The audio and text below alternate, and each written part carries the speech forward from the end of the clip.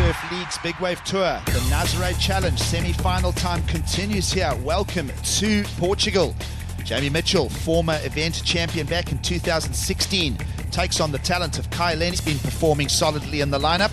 And wasting no time, this man, Alex Botelho, will look right but go left for an opening ride here in semi-final number 2. Big section, he's going to commit to it, holds the line. And Alex Botelho will just keep his nerve here and get a quick start. Positioning here, this is Alex, and see, you know, Grant was actually on that wave. He kicks out and picks up the wave after it, but look at that control, grabbing the rail for the bottom turn from Alex. You know, this guy's like a Greek god. If you see him, you look at him, you're like, oh my gosh, he's got the long hair and such a stud. He carries himself with that confidence right here into the lineup. So gets himself in position right after he rode that wave, kicks out, and then this is actually, sorry, Alex. You saw that Grant was paddling for that wave as well. But I love what he's doing here with grabbing the rail. That's such an amazing technique, especially on your backhand, because it keeps you low to your board, but it also keeps that third point of contact, so you're having that extra ability to hold the rail. In this encounter, Grant Twiggy Baker, former 2-time Tour champion, will also use the left-hander for an early start here in the semi-finals. Watch for Nick Lamb as well. It's now a good morning. Well, in fact, it's about midday here in Portugal. Surfs out here all the time, and great positioning here from Grant Baker, you know, another surfer that realizes that if you're going to train and you want to ride big waves, you come here, and you're going to be able to get that opportunity a lot more than anywhere else on the globe because of how consistent this wave is. Talk more about that, because here we go with Nacho Gonzalez. We saw him with a late, deep, steep left-hander in the opening round. He'll get smothered by that big peak. So quick effort there from Nacho Gonzalez, focusing on the left here. Made reference to that GoPro on the nose of Lenny's board, our athlete in blue. Let's have a look at the replay here. This is Nacho Gonzalez. You know, he's a goofy foot, which means that his right foot is forward, so he's facing the waves on the left, and I think that's a very distinct advantage. Just being able to get that edge with your toes pointing on the rail. Great stuff. You're with us here at the semi-final number 2. It is now the first stop on the Big Wave Tour for the season. Grant Baker back to the backhand again, uses those heels and sets the turn, climbs the face now. Adjusting back down is your 2-time former world champ, Grant Twiggy Baker. He'll get probably a smaller score than Alex because he was a little bit deeper, but I don't see an interference happening. It has to be, like I said, a hindrance of scoring potential. Here, Grant Baker picking up wave number 2. This is going to be a huge relief for him. He's able to get 2 solid scores. See both surfers looking at this wave. You know, is there a hindrance of scoring potential for Alex Botelho? I would say absolutely not. He didn't have to worry about Kai at all. They're both able to kick out. They'll both get scored. 2013 third place, 2014 third place, and a 4th place finish in 2015. Big drop here. Alex Botelho around the corner, adding now numbers. Already achieved a 7.67 and a 6.53. Just set the rail and glide out there.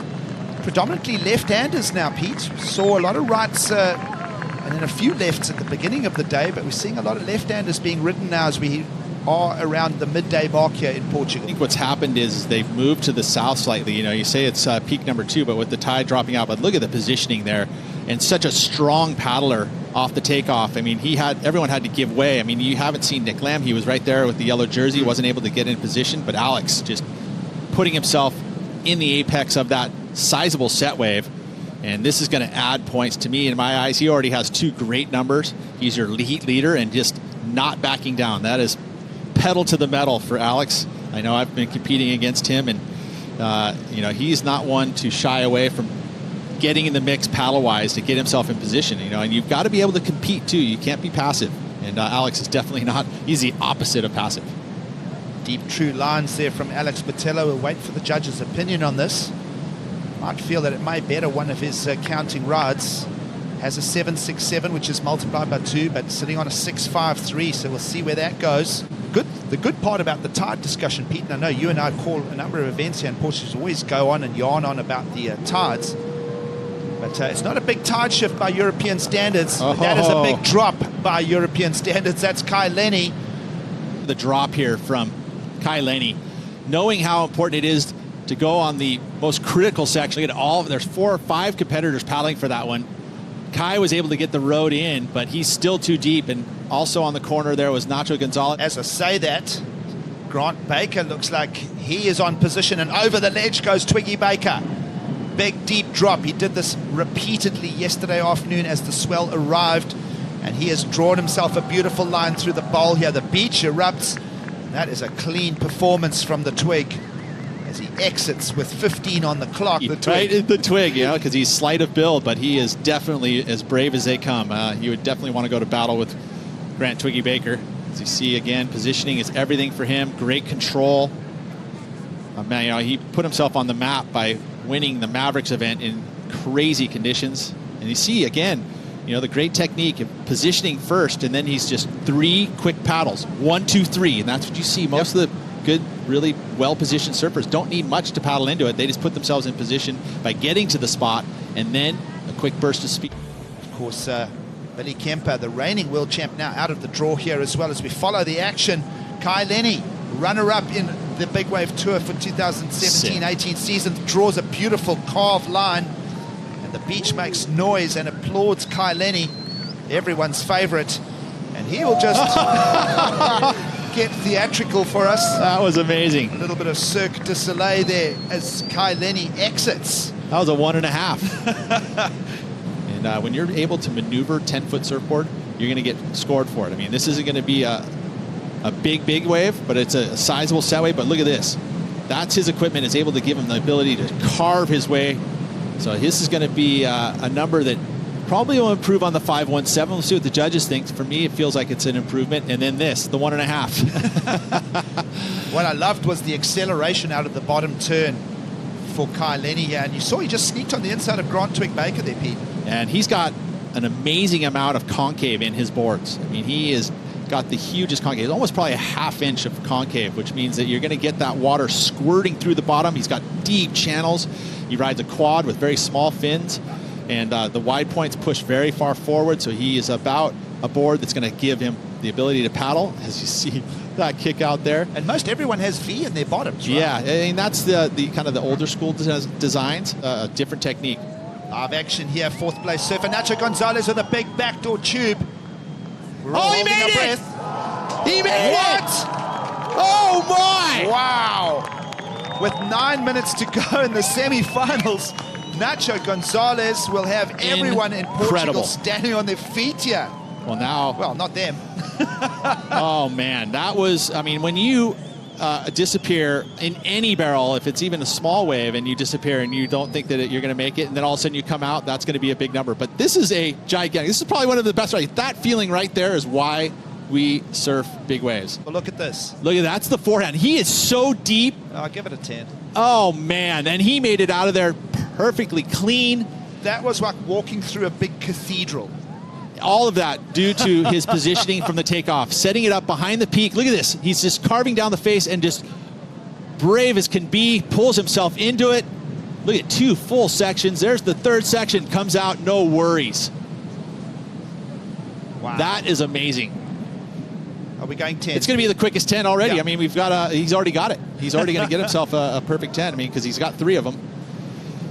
Look at that, just amazing positioning, and that's what Nazare will bring, is that it has that wedge effect, so you can catch the wave from behind it and actually pull in behind, and that right there is everything you want to see in a big wave surfer. Well, the entire panel are unanimous in agreement. Not one judge can question that. Nobody around the world, when you are backdooring a 15-foot plus open, wide barrel like that. How happy is he right there? Those countries. Oh, late drop.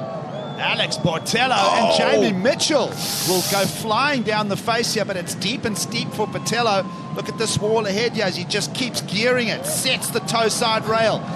Is he looking for a barrel section? And he will go behind the curtain. And a quick eject there for Botelho.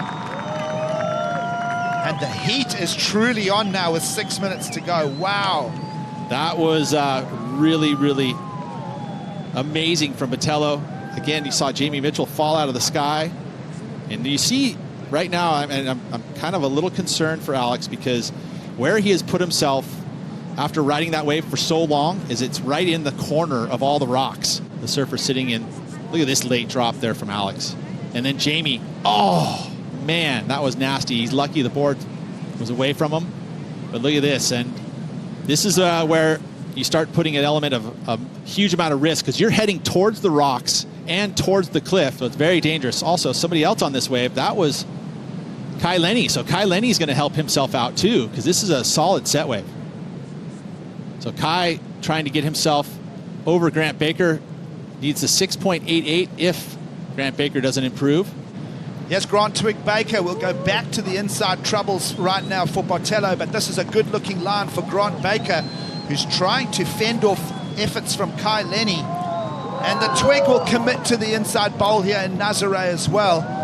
It is on. Everybody going behind the curtain here in semi-final number 2. We'll see where Twig ends up in the lineup. Plus a little bit, so he can't do it with one wave. This is Grant Baker trying to improve his situation. If he gets anything better than a 5.77, he's going to add points to his total, which will make it a little bit more challenging. Still awaiting a last score for Grant Baker. Potential scores coming in, and Nick Lamb still owes that number. Either way, it's going to be a little too late for Nick Lamb. There it is. Lamb will just jump from 6th to 5th, and that will be an official result then, with Nick Lamb and Jamie Mitchell out of the mix, along with Kai Lenny just short of requirement.